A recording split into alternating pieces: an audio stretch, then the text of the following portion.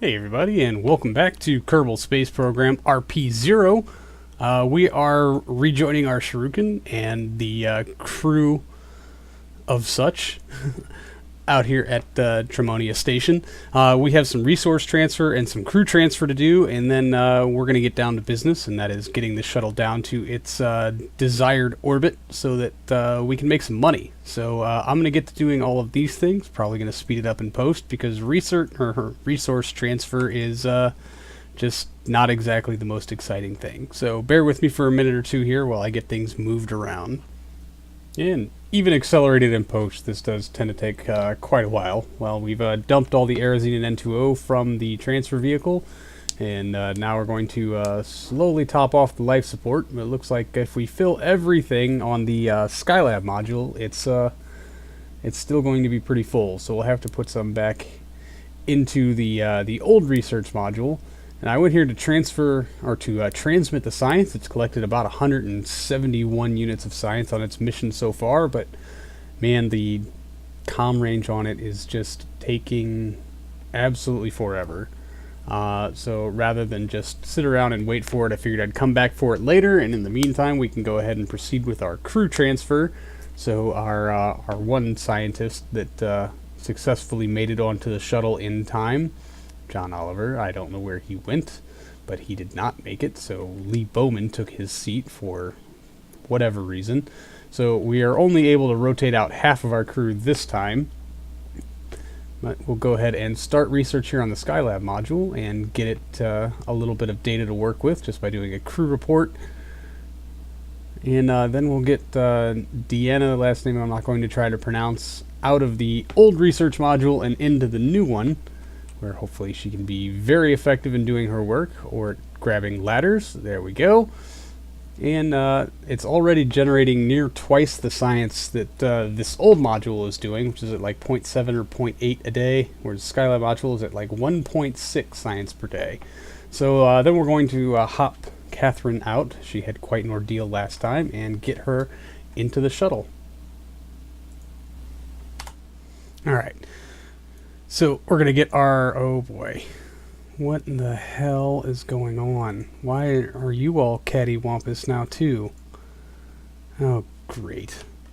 It looks like the infection has spread from just the station itself to everything else. So let's try to get our science experiment thing here out of the bay, now that it's all discombobulated. Oh man, that is, dang it, great. That's just great. I mean, not that it was particularly pretty before, but it's certainly all kinds of screwed up now. That's just awesome. So control from here, no connection to send command on. Oh perfect, we are out of comms range, so I can't set targets either. Great. Okay, well, we need to get this thing around to a docking port before it starts bumping into things. So we'll try to do that best we can anyway. We should be almost lined up.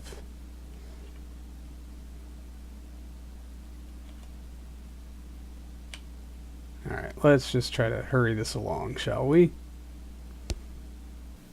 Yes, because quite typically watching me try to dock something is a painful experience.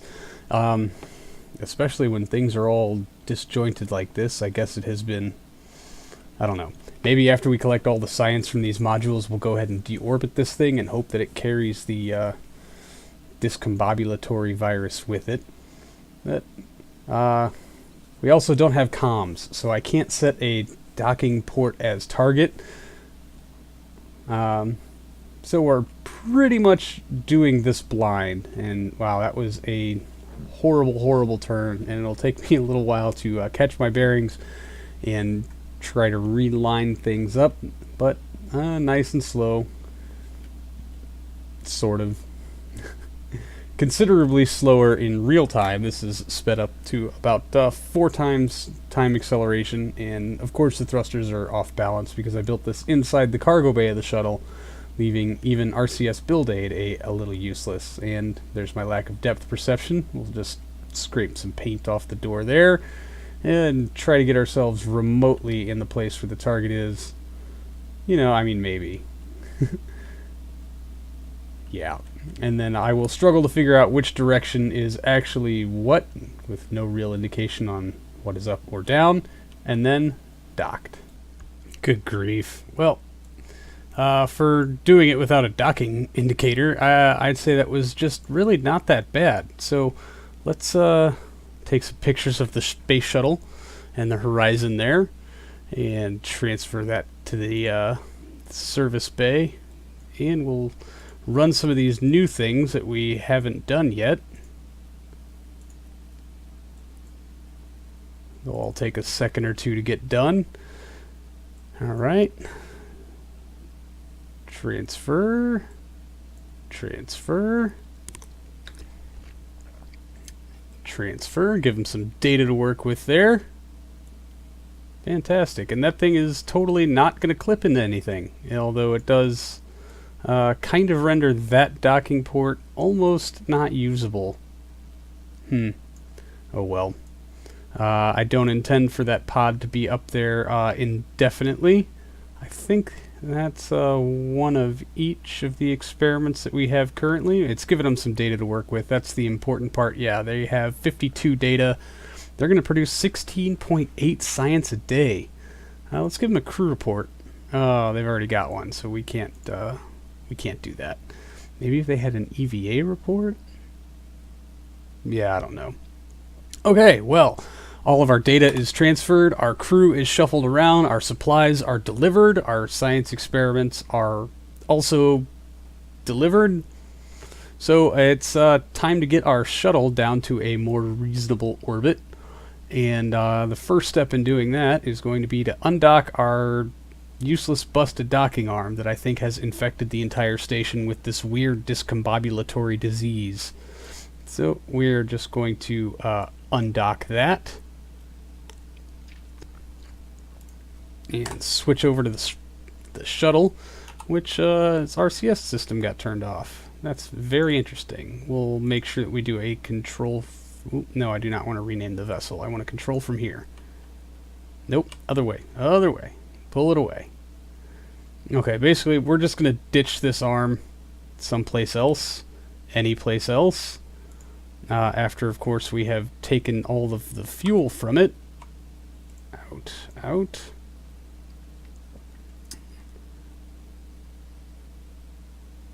Okay, well, fair enough. Let's load. Oh no, it's infecting the shuttle now too. Oh, come on. Great. Well, this is going to be an interesting return. Perfect. Alright, so let's get ourselves pointed to prograde, or to retrograde, sorry. And get ourselves pulled away. Basically, we need to bring our orbit down to below 375 kilometer to satisfy our contract. And let's just pull ourselves a little further away from our station. Oh boy. I wonder how much more that discombobulation is going to screw things up. And we spent so much time rescuing this docking arm, it turns out it's junk.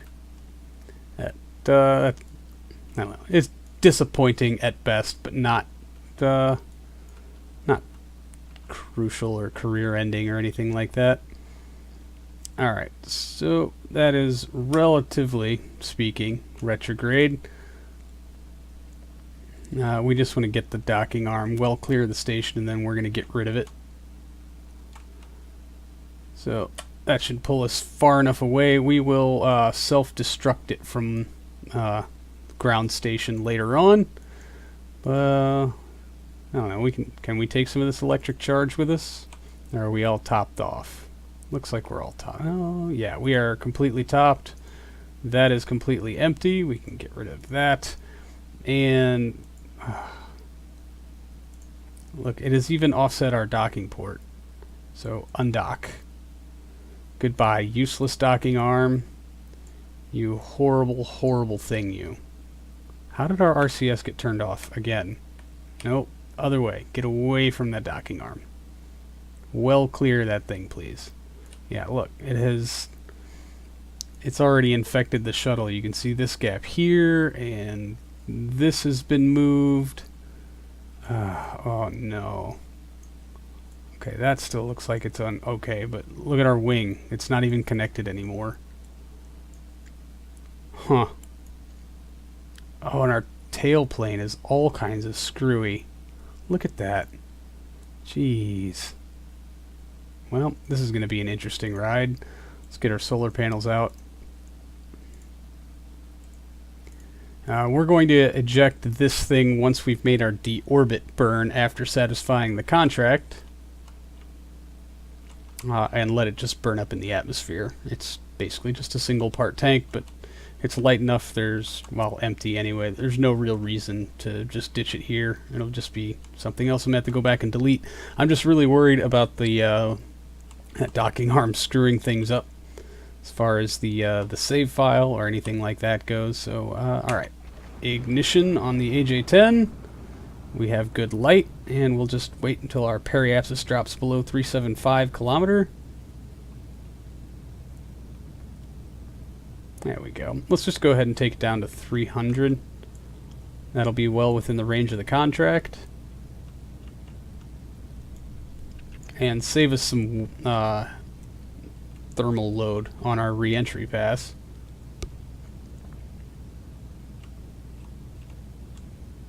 Goodbye, station. We'll be making improvements to you very soon. Alright. 298. Perfect. So we'll just, we are at our apoapsis. Duh. We need to make a correction at periapsis. Add maneuver. And we'll just let them switch. That shouldn't be too much. 37 meters per second. We'll probably actually burn for way less than that. Let's go ahead and get ourselves pointed into the node.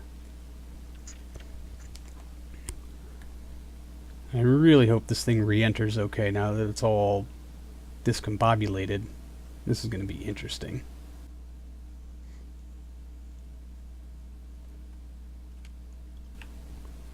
Alright, there's that. Are we close enough to where I can just jump to something and rename it? I would like to rename, yeah, you. You need to get renamed. Rename vessel.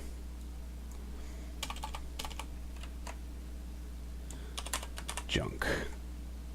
Accept, cancel, okay. Switch back. Thank goodness it's still here. And we've got 45 minutes until our burn. So let's just go ahead and warp on over there. Oh, I almost overshot it. It's not like we really need the accuracy here, but it does help. Alright, engine was ullaged, ignition. And we're just going to let that apoapsis fall to about 300 kilometers.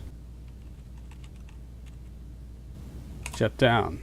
298 by 296. That's pretty circular. Well, there was an eccentricity requirement on the contract also. Yeah, this thing we're going to return the crew home. I wonder if that means we have to leave the station empty. That's interesting. Okay, good. Our counter is counting. Yep, let's leave that contract. No. Yeah, I do want to leave the contract up because we're going to time warp a whole bunch and let this 11 days go past just as quickly as we can before we can start bringing them home. Oh, well, going by. Oh no, that's hours. Oh, hey, good. Our pad is reconditioned. That doesn't really mean anything. It's actually destroyed still. I've not bothered to fix it yet. I guess I could have done that before we came up here and did this. But, oh well. Anyway, back to the day-night.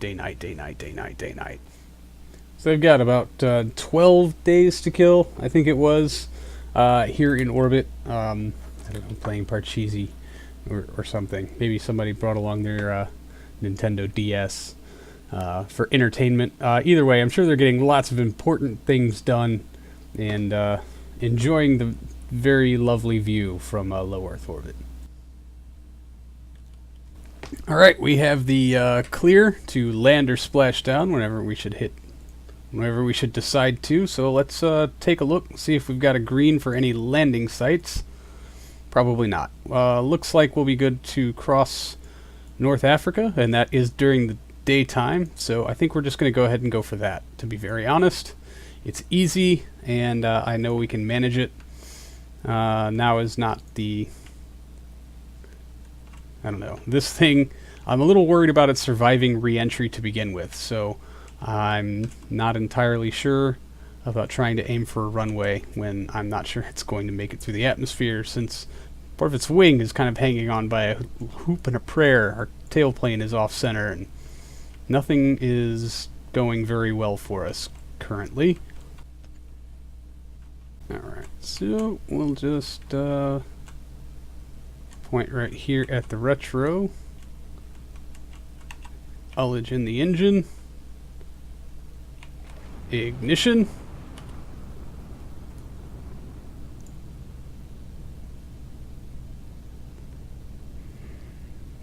I might put our landing site somewhere here in Iran, Saudi, Arab Emirates, Jordan area. Perhaps, I guess, I don't know. We'll just try to do some hard braking as we pass through the atmosphere. Maybe we can get down a little sooner than that. Although I could just adjust the periapsis down. 18 seems low enough. So I'm hoping that'll put our landing site somewhere in here, and hopefully it won't be too rocky, I guess. Alright, so we're going to do a quick check on our fuel supply. We need to move that around. Maybe we can just move it forward. Out. Alright, 2 minutes 30 seconds of fuel. We need to unlock this. That's practically nothing. It'll get burned off almost instantly. Yeah, 225. Oh god. The tank that was shifted. Can we even click on you? Yeah, okay, you're empty. Good, good, good. That means that these two tanks also empty. Fair enough. Let's go ahead and ditch this thing. Decouple node. Whoa! That happened with some energy. Alright, and we should probably, oh man, the engines are even shifted. Look, it's sticking out on the side. Our weight balance is going to be all kinds of screwy. Great. Alright, we need to vent the excess liquid oxygen and liquid hydrogen for our fuel cells. Liquid oxygen, dump. Close. Liquid oxygen, dump. Thank you. Perfect. Should be good on all of that. So we'll just leave the panels into the sun. I'm going to take a quick save. There it is. Atmospheric autopilot. Module manager. Craft settings. This is some things that I need to do. Moderate angle of attack. G. Side slip.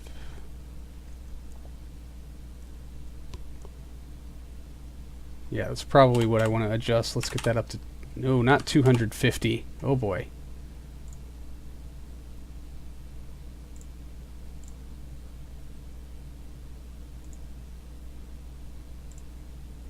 Alright. I hope that will be all we need. So, let's just go on ahead and get this done.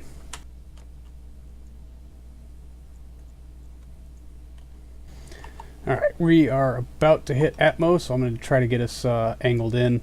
We're going to close up the bay and retract our solar panels. Retract. Close.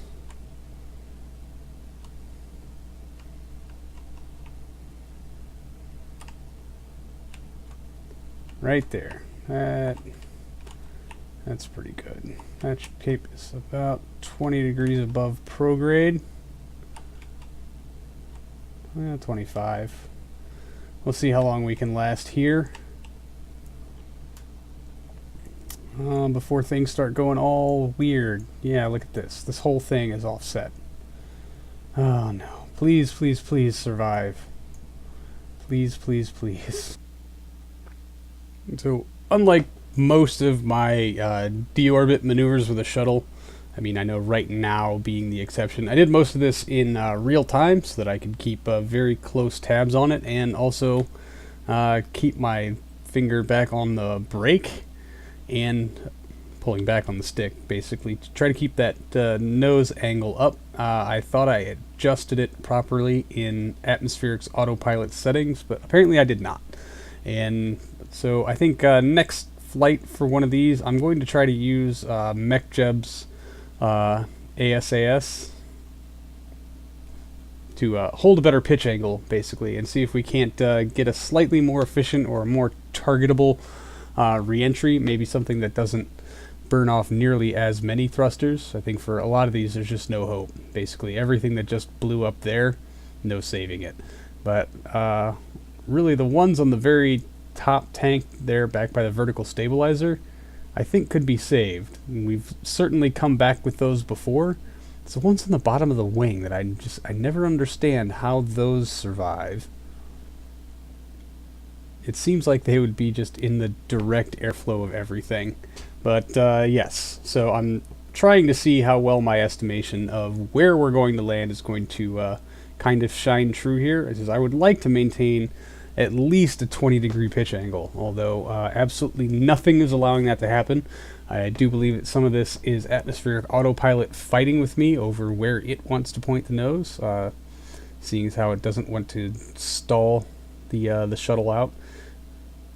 But I can't really tell, and I can't really go without it either, because there isn't very well, the yaw stability at these high altitude, extraordinarily high speeds is terrible.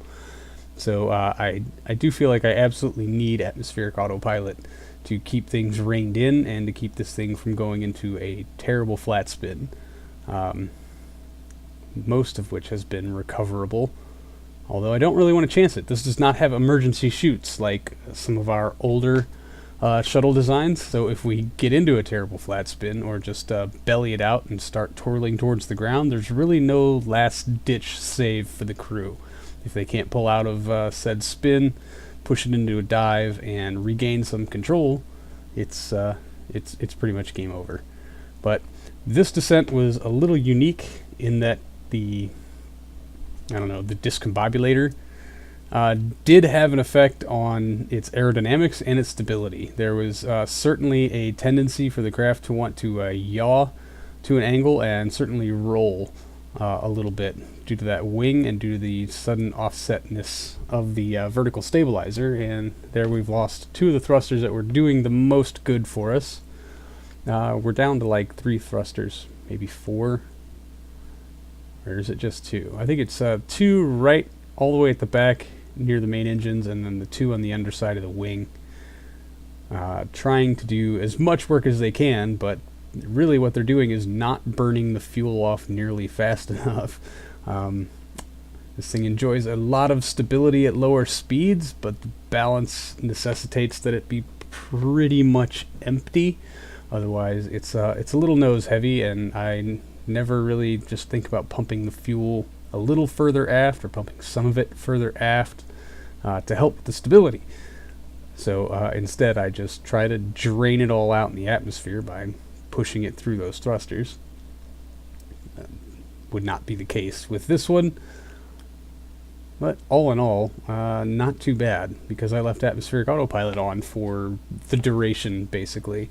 And now that we're coming in a little slower, I realize we're going to get to the Terminator, the day-night Terminator line, and I would really prefer not to do that, so I will mistakenly hit the camera change button a few times, and grab a nice screen cap there. I'm going to try to make some maneuvers to slow us down before we cross into the nighttime areas of Earth. So I would really prefer to land during the day. It's a lot easier when you can gauge from that shadow, and when you can see the ground that you're coming into. It tends to work out so much better. And I know I've done a lot of nighttime landings, and they're just not nearly as much fun to watch. And with atmospheric autopilot, even at these speeds, which is still a little beyond where we enjoy that nice stable range. It held on really well. We were able to execute a very nice 90-degree turn without too much stress either to the frame or the crew, and it did help us bleed off a lot of speed. Although atmospheric autopilot's still fighting me on this pitch thing, I would still like to maintain some pitch up because it's really the best means we have to killing off some speed right now. And a rare glimpse back into time acceleration while we just let ourselves drift a little closer to Earth. And this is what it looks like with atmospheric autopilot off. Even with SAS on, the tendency to roll and the tendency to drift is pretty extreme. So we're going to vent the rest of the fuel. I'm sure that it will not cause some toxic effects on the civilization below us, as it is a horribly toxic chemical. You know, I guess we're just going to have to deny it. And yeah, it was totally not us. Totally not us at all.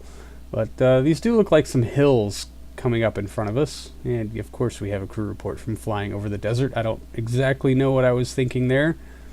But yeah, I can't tell if that's just really low-hanging cloud cover or hills. So we're going to make a 180-degree about face because everything that we already flew over looks nice and smooth and flat.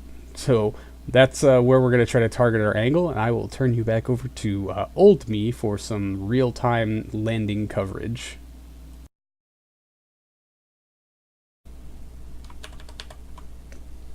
Alright, so we're down to about a 147 meters per second relative ground speed at an altitude of 1.4 kilometers. We made it this far. I'm still relying on atmospheric autopilot because this thing is behaving extraordinarily erratically without it. So I'm just going to try to go ahead and bring us in for a nice soft touchdown, although we are approaching our stall speed at this altitude. We would like to hit the ground at less than 100 meters per second to avoid that awesome wheel bounce you get in 1.1.3. But this steamy cloud cover right here on the ground itself is going to make things extra difficult. Alright, 900 meters. Let's go ahead and try to level off a bit. Let's get the undercarriage deployed. Down and locked. And let's see. Alright, 900 meters. We're climbing. That's fine. We're about 135 meters per second. So let's just take it in a little bit at a time. Nice and slow, as easy as we can go. Okay, 800 meters, 130 meter per second, and dwindling, and we are descending. Oh, I can't see anything. I really hope this isn't like a huge hill. That would be just horrible, wouldn't it? Don't worry. Valentina's at the stick here. She is more than qualified and kind of awesome. So if anybody is going to fight through this odd desert fog and bring us to a safe landing, it's going to be her, right? Right? Okay, 121 meter per second, 500 meters altitude. I imagine we'll flare a little closer to the ground, although our rate of descent is a little happy. Alright, come on Val, you can do this. Bring it in. 250 meters mark. 115 meter per second.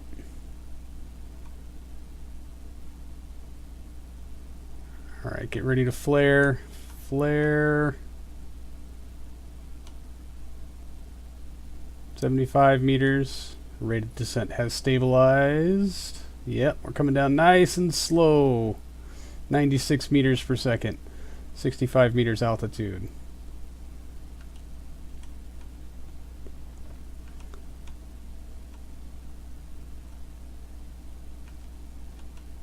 meters. Oh! Little rough there, Val. Brakes, brakes, brakes. We are spinning. This is one way to slow us down, right? Skid across the surface all sideways like. Drag chute didn't work again. Way to go, drag chute. Can I just deploy you? Current vertical velocity. Waiting negative vertical velocity. Alright, well, we're down to like 17 meters per second. Alright, that was a bit rough on the bounce. But I think we're going to get it. Let's up our friction. Whoa. And there's our drag chutes. Nicely done, Val. Whoo, we saved it. We are down. We are in one piece. Everything is stopped. Everybody survived. Mission successful. Fantastic. Atmospheric autopilot off. All right. Well, we're going to get them recovered, and we're going to get moving right along in the space program. Let's, come on. Where's the contract? Yay! Looks like we should get paid for that one. That's fantastic. Let's just recover vessel, make sure that works. Make sure we got paid. Alright, science parts. We got 15 grand back because we were a million years away from KSE. Not bad. And 3 crew. Catherine has advanced to level 1. Seems like a mediocre reward considering her ordeal. And the contract. Come on. Why did you not complete? It's Mars. That's the station. Flyby. It's not even in there anymore. Really? Oh, we totally got paid. That's way more money than we used to have. Okay. I guess it just... whatever. Whatever works. I'm okay with it. Awesome. Alright, so that's going to do it for this episode, everybody. Thank you so much for hanging out. I do appreciate it, and I will see all of you in the next one. So, until then, see you later.